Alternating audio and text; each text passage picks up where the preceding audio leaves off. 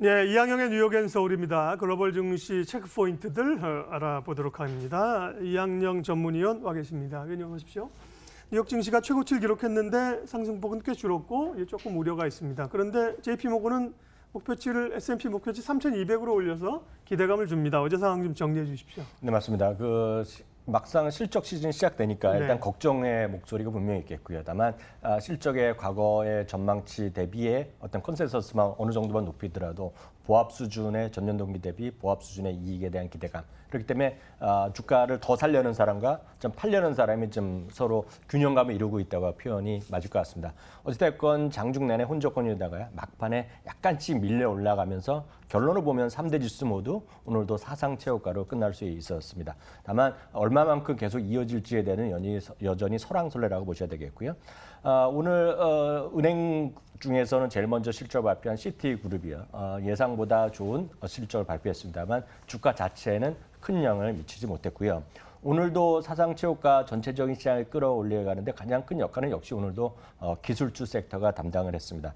기술주가 오늘 0.3%가 섹터로 올라갔는데요. 특히 오늘 올라갔던 것은 애플도 소폭 올라갔지만 결정적으로 많이 올라가면서 사상 최고가를 끌고 갔던 것은 AMD입니다. AMD 주가가 3.5%가 올라갔습니다. 그러면서 사상 최고가가 올라갔고 했는데요. 로젠블렛 증권에서는 AMD가 소위 메가 상승 사이클에 지금 초기에 와 있다는 얘기를 하고 있습니다. 어떤 개념이냐면 예전에 AMD의 소위 CPU 칩을 쓰는 사람들 입장에서 예전에 뭐 발열이 많다, 그리고 약간 인텔 대비 싼 개념이다 얘기를 많이 했었습니다. 5, 6년 전만 하더라도 노트북이나 이런 데서 AMD 쓰는 거 보면 뭔가 저렴한 그런 개념이었는데요. 지금 보면 AMD의 어떤 상당한 레벨업 이런 것들이 올해부터 많이 좀 더욱더 부각됐고요. 관련해서는 구글에서의 스타디아 서비스의 메인 파트너 사업을 AMD가 참여하면서 주가 레벨업 되기 시작하고 있는데요. 여하튼 AMD가 오늘 주가 사상 최고가를 끌어올라갔고요. 기술주 섹터도 오늘 앞서 말씀드렸던 대로 0.3% 올라가면서 기술주 섹터가 오늘 사상 최고가로 끌어올라간 것이 주가의 기폭제가 되겠습니다. 브루스 피틀즈는 실적 시즌의 눈높이가 워낙 낮춰져 있기 때문에 웬만큼만 나오더라도 주가의 추가적인 상승 여력 최소한 크게 조정받을 가능성은 크지 않다는 얘기를 하고 있겠고요. 논란이 여전히 있겠으나 7월 말 금리 인하 가능성에 대한 것은 여전히 100%입니다. 더군다나 9월 18일에 있을 FOMC 9월 달에서도 지금 추가적인 금리 인상 가능성을 60%까지 얘기를 하고 있기 때문에 여전히 시장은 금리 인하에 대한 기대감이 주시장에 어떤 지지하는 어떤 소위 원동력이라고 보시는 것이 맞겠고요. 많은 분들이 이미 보셨겠지만 중국의 2분기 GDP가 27년 만에 최저치 났습니다. 물론 그것 때문에 중국에서도 어떤 경기 부양의 기대감 때문에 어저께 아시아 시장에서 괜찮은 국가들이 몇 개 있었는데 그런 거를 갖고 트럼프 대통령은 미중 간의 무역 전쟁에서 미국이 이기고 있다는 어떤 반증이라는 것들 그리고 그렇기 때문에 중국에서 결국은 합의에 딜에 이르를 것이다라는 그런 얘기 나온 것도 그렇게 많지는 않지만 주식시장에 호재로 어떤 반영된 측면이 있었습니다.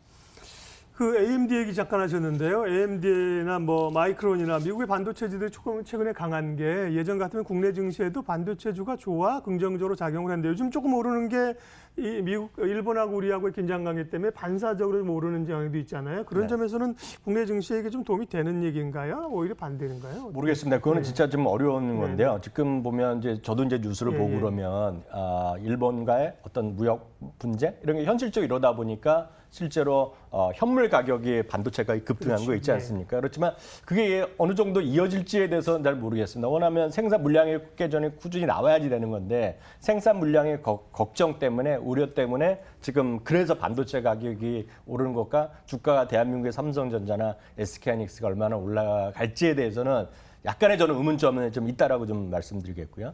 앞서 AMD나 이런 거는 약간의 성향이 좀 다릅니다. 왜냐하면 미국에서 상당히 강했던 물론 마이크론 테크놀로지도 강하지만 AMD라든가 수많은 반도체 관련들은 두 가지 측면이 있습니다.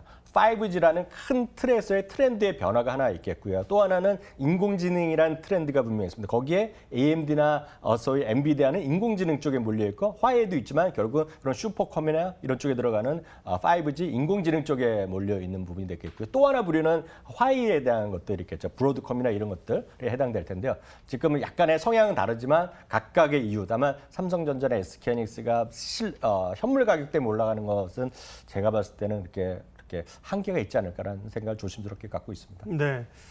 아마존의 그 프라임데이라고 자체적으로 하는 쇼핑 시즌 어제 얘기를 하셨는데요. 예, 이제 이틀간 끝난 건가요? 아마존 주가는 올랐나요? 예. 네, 아마존 주가 좀 소폭 올라가고 네. 있고요. 이제 미국 시간은 화요일이니까요. 아직까지 네. 현재 진행형인데 어제도 말씀드렸다시피 50% 가까이의 매출 증가가 일단은 예상되고 있습니다.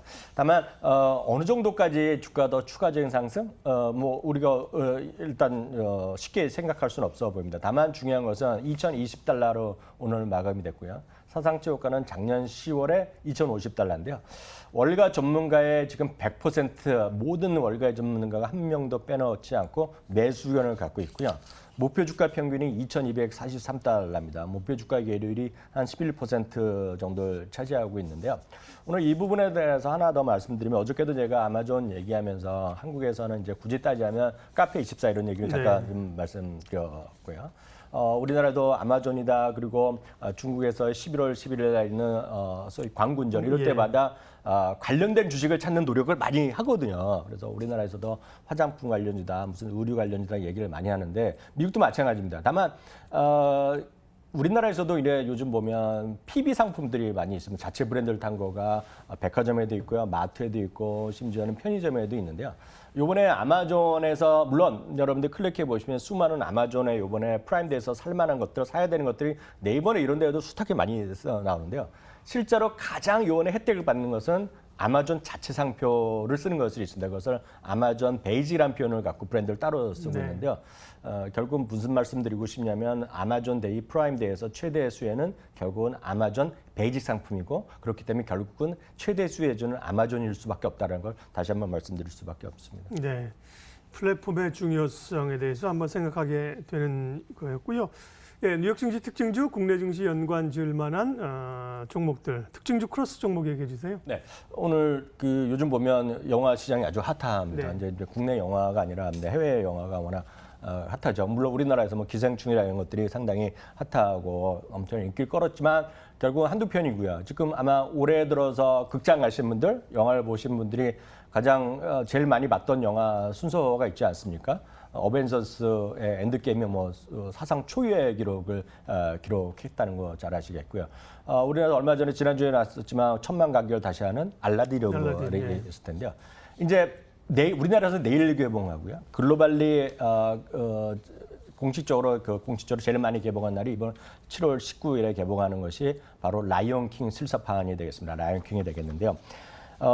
라이온 킹이 어느 정도 영화 히트 칠지를 아무도 모릅니다. 이제 뭐 100%적으로 이제 그림으로 그려서 만든 영화가 되겠는데 이게 이제 우리가 테스트 마켓을 보면 과거에 보면 전 세계에서 한국을 제일 먼저 개봉했다는 얘기를 많이 들으셨을 텐데요.